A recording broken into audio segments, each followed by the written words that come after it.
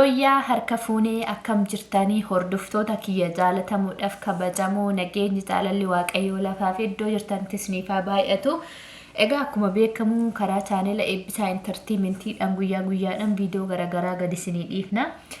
Har'allee viidiyoo ijoollee biyya Arabaa jirtan keessattuu ijoolleen biyyootuma Arabaa kam keessa jirtu Suudii, Dubaay, Kuweetii, Yemeni, Masrii biyyoota Arabaa waan maqaa dhahattu keessa warri jirtan viidiyoon kun isiniif obsaan caqasaa. Obbolaa keenya lama asirra argaa jirtan kuni haala suukaneessa waan tasuma iyyaadamne biyya namaa keessatti hojjetan. Bakki isaan hojjetanillee biyya magaalaa Yemanii keessatti, biyya Yemen keessatti mucaa Yemanii wayii halbeedhaan qalanii bakka 11tti muran jedhan. Meelaala gara jabeenyi keenya kan biyya keessatti wal goonu bira darbee biyya namaatti illee waa fokkisaa kan hojjenna. Namni gaafa quufee waaqatti dhuufuu kajeela jedhan. Laala seenaa kaleessa biyyaa baane maaliif akka biyyaa baane beekuu qabna. Baane xiqqoo jireenyi nu mijjatee gaafa jedhe maaliif waan fokkisaa kan hojjenna. Waan borunurraa fokkisumaa hojjenna. Waan darbuuf jennee waan darbine maaf hojjenna. Amma ijoolleen kun lubbuu isaaniitti illee murtaa'e ilaala. Duuni itti murtaa'ee jira jechaadha. Uummata naannoo sanii fi qaamota seera naannoo saniitiin hoggasuu qabaman jechaadha. Ijoolleen gara takkan tarkaanfatiin. Qabamanii amma murtiin du'aatti murtaa'ee jedhan jara lachuu. Laala. Ana sirriitti waan dubbachuu barbaadu ijoollee keenya dubaras ta'e dhiira kan biyya namaa jirtu. Isa biyya keenyatti amala biyya keenyatti bartasan. Isa biyya keenyatti lubbuun namaa gatii dhabesan. Isa biyya keenyatti abbaan barbaade nama ajjeesee gataa deemusan inni sun biyya namaa kanatti hin hojjetu. Biyyi kun biyya kabajaa qabdu. Biyya naamusa qabdu. Biyya seerri isaa of danda'a. Biyya namni raambolleen badii tokko malee du'uu hin qabne keessa jirtan. Biyyoota ormaa kana jechaadha. Biyya ormaa biyya naamusa qabdudha. Biyya seera qabdudha. Biyya mootummaa gahaa qabdudha. Biyya mootummaa itti gaafatamummaa lammiilee isaa qabu kan qabdudha. Laala waan isin hubachuu qabda. So biyya namaa deemtanii gaafa lubbuu namaa balleessitan maaltu akkasiin mudatu beekaa. Tokkoffaa kaleessa maal keessa akka dhufte rakkoo akkamii akka dabarsitee as geesse maatii kiyya qarqaaraa jireenya fooyyeffadha jettee dhufte. Namoonni baay'een gaafa biyyaa ba'ee waggaa tokko waggaa lama ga'ee akkuma jireenya xintiirraa dhaloota isaatirraa kaasee aga umrii har'a ga'ee kanatti jiruu gaarii jiraatetti fakkaata. Waan kaleessaa sanii dabarse hin irraafatu hin qabdan. Maatiin keessan har'allee maatiin keenya har'allee rakkuma kaleessan keessa jira. Atas biyya dhuftee ruuzii quuftee gaafa jireenyi isinitti tole oliin xaaxa'iin ofii oliin hiixatiin bakka hin dhaqqabne fuudhuudhaaf hin hiixatiin. Waan siin malle hojjetin. Waan sirraa fokkisin hojjetin.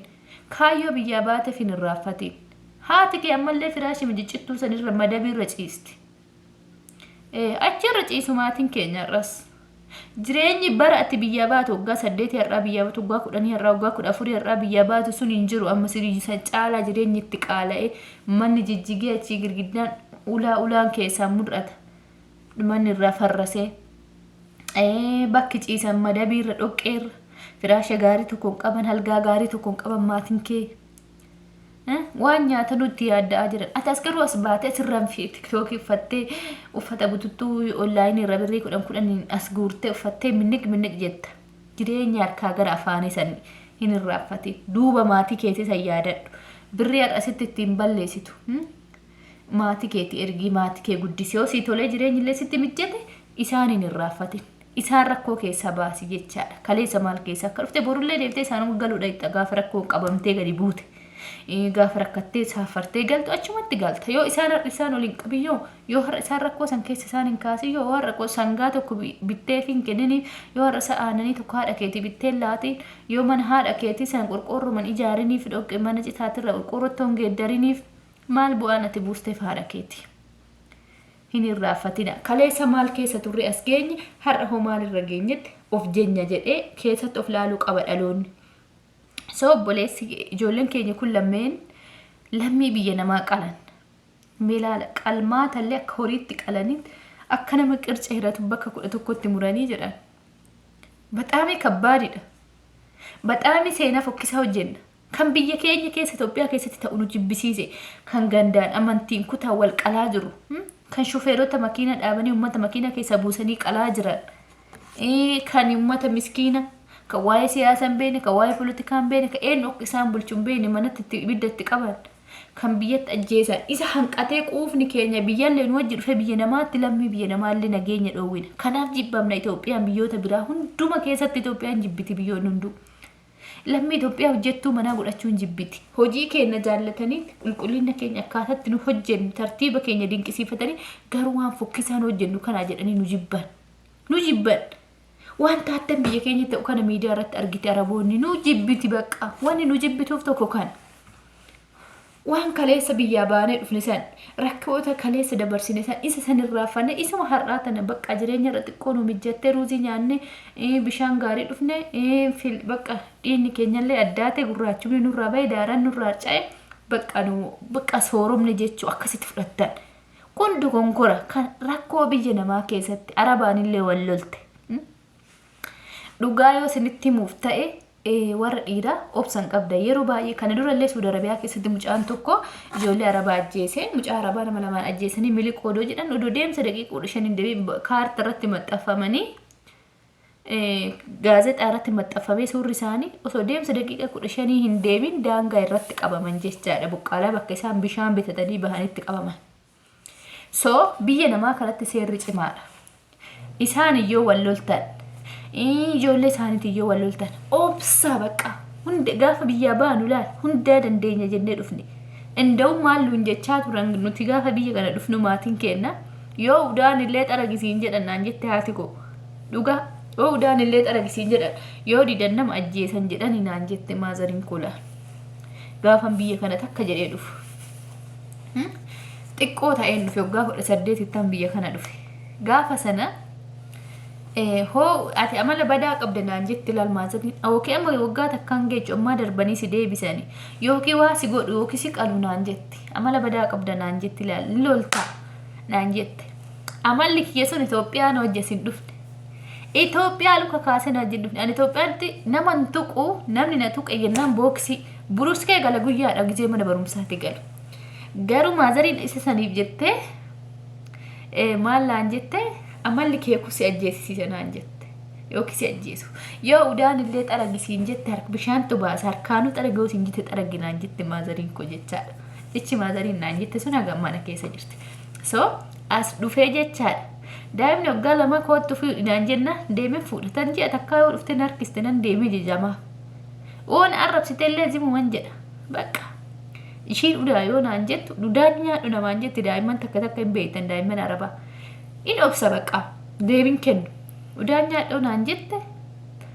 nan obsa deebittiin kennu nan tuffadhe akkuma nama dhageenyi zim jedha na yaamtee fa udaan nyaadhu naan jette daa'imman takka si aarsuu barbaadde aan immoo deebii akkasiisan hin kennu laala ijoolleen keenya obsa gaafa dhabnu si aarsa isaan akkasi godhan wanti sirratti raawwatamu nyaata gaafa isaan tirii meeqa dhiyeeffatanii atagabuu maddii teessu si aarsa miirota hedduutu siin jedha amma harree faana siin jedhanis arrabsu afaan jaraatiin dhiqaa lafaa siin jedhu si aarsuuf jecha isaan biyya isaanii jiru biyya abbaa isaanii jiru lafa isaaniitti irra jiru nututti dhaqe malee isaan nutti hin dhufne so amaloota keenya waan isaan nu faana deemuu danda'u amaloota keenya sirreeffannee aga keessa jirru sanii haga hojjetannee biyya keenyatti galuu yeroo nuuf gahutti obsinee taa'u qabna amaloota isaanii danda'uu qabna wal danda'uu isa jedhamu san barachuu qabna malee isa quufnee biyya keenya daratii dhiibnee nama arrabsinu isa biyya keenya namatti nama rukkutuuf nama kaanu isa biyya keenya nama ajjeesu namatti kaanu sun hin hojjetu biyya namaatti amma ijoolleen kuni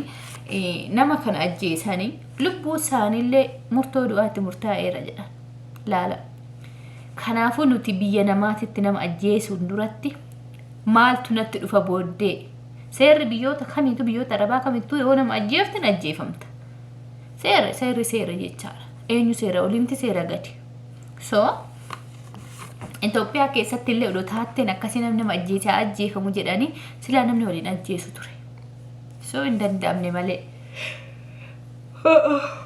mudhina qabaa jira akkami so ijoolleen keenya waan isin beekuu qabdan asirratti waa hunda obsaan dabarsa obsi odoo bifa qabaate shamarran gola madaamii fakkaata dhiironni keenya isuma jechoota takka dhiironni keenya immoo niqitii san barbaadan beekta isa biyya keenyatti yoo namni jechi takka nuun jedhe maanuun jedha zarraaf jennu san kibrii keenyatu caala ka fiqir kibrii balxaal isa jedha san isatti amana dhiironni keenya sirrii miti biyya namaatti mataa gadi qabatteeti kormi biyya ormaa hin bookkisu inuma baroodaa jedhee haa caalu kormi biyya namaa inuma barooda malee hin bookkisu lafa naadhu so nullee akkas ta'uu qabna kaayyoo baaniif san beekuu qabna maal rakkannee biyya keenya baane kinoo amma du'uu edaan murtee haati shihoo haati isaanii hokkam taati kana gaafa dhageettu homanka birmannaa fedhe mootummaa nullee sirraa dhooguu danda'u seera beesanii hoo cabsitetti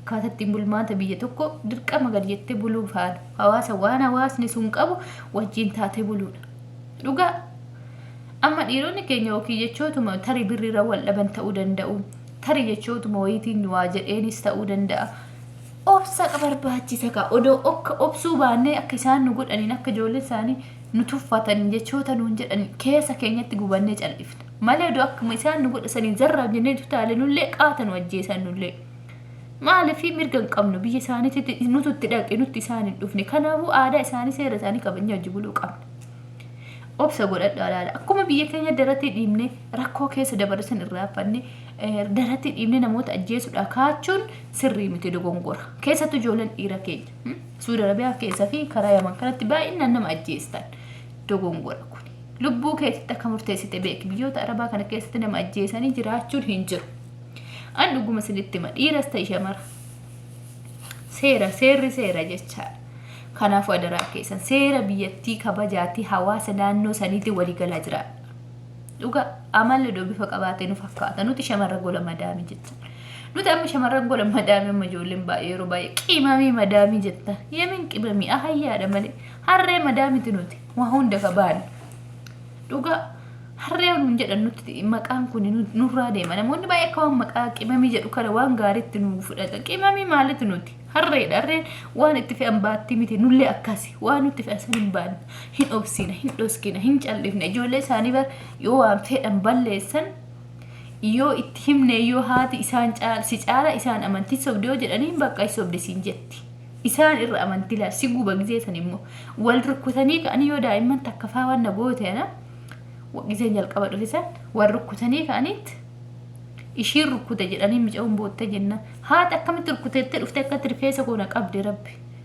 rifeensa koo na qabde jennaan maaliif na qabda jedhee nagasi ingiliffa beetti afaan arabiin beeku yeroo sanitti ingiliffaan gaafadhe maaliif na qabda jedhee maal godhe hin goone ani rukkunne jedhe isa abdi jedhanii jecha ijoollee waggaa 4 waggaa 3 amante jechaadha ana guddoo kana caala ana waggaa 18 caala isaanii waggaa 14 ijoollee waggaa 4 fi waggaa 3 tan amante laala arabni si amanan ilma isaanii amanu sin caalchifatan ilma isaanii caalchifatu kanarra immoo nutu biyya isaaniitti dhaqe malee isaan nutti hin dhufne kanaafuu erga dandeenye hin dhaayina jenne waa hunda dandeenye dhaquu qabna amalli keenya inni biyyaa sun achoottaaf bahaara fuutanii asiin ceehina asiin ceetanii lubbuu keessanillee hin galaafatina amma ijoolleen kun duun itti murtaa'e rabbi isaanii haa birmatu wanna goonuuf hin jiru kanuma siniin jedha ijoolleen keenya gola madaami jirtanillee ijoolleen keenya dhiira baadiyyaa gaala hoolota eedanillee obsaa dhuga haguma fedhi birriillee osin dhoowwate yoo birriin keessa